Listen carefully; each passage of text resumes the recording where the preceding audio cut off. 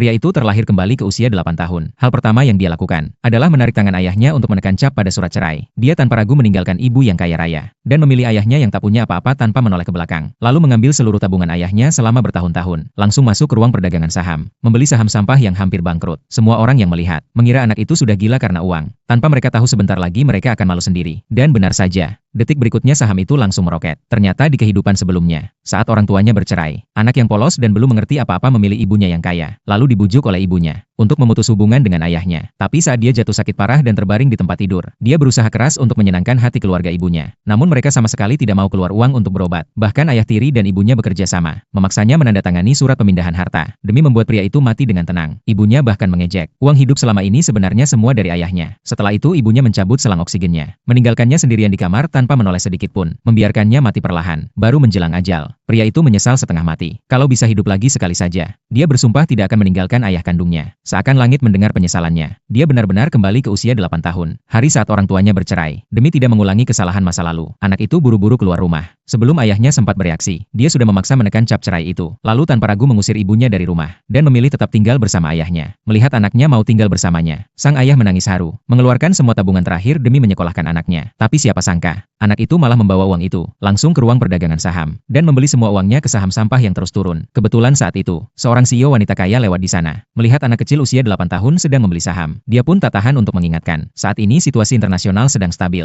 harga emas juga tidak bergerak, saham itu tidak mungkin naik. Dia menyarankan lebih baik anak itu pakai uangnya untuk sekolah. Tapi anak itu menatapnya dengan tenang dan menjawab, beberapa hari lagi akan pecah perang, harga emas akan melonjak tinggi, dan saham miliknya pasti akan menyentuh batas atas. Mendengar itu sang CEO hanya tersenyum, menganggap itu omongan anak kecil yang asal bicara. Tak disangka, anak itu melihat CEO cantik itu baik hati, lalu sengaja menantangnya bertaruh. Kalau saham itu turun, dia akan berhenti bermain saham seumur hidup, dan minta maaf pada mereka. Tapi kalau saham itu naik, CEO harus menikahi ayahnya, dan jadi ibu tirinya. Asisten di sampingnya langsung marah, hendak menghajar anak itu. Tapi ternyata sang CEO sudah menerima taruhan itu, bahkan dengan percaya diri menyatakan setuju. Saat itu juga, ayah si anak akhirnya menemukan anaknya, langsung menyuruhnya ambil uang untuk bayar sekolah. Tapi anak itu malah memamerkan kartu transaksi saham, dan berkata pada ayahnya, 10 menit lagi, mereka berdua akan mengubah nasib selamanya. Tepat saat itu, ibu si anak yang matre, datang sambil menggandeng tangan anak orang kaya.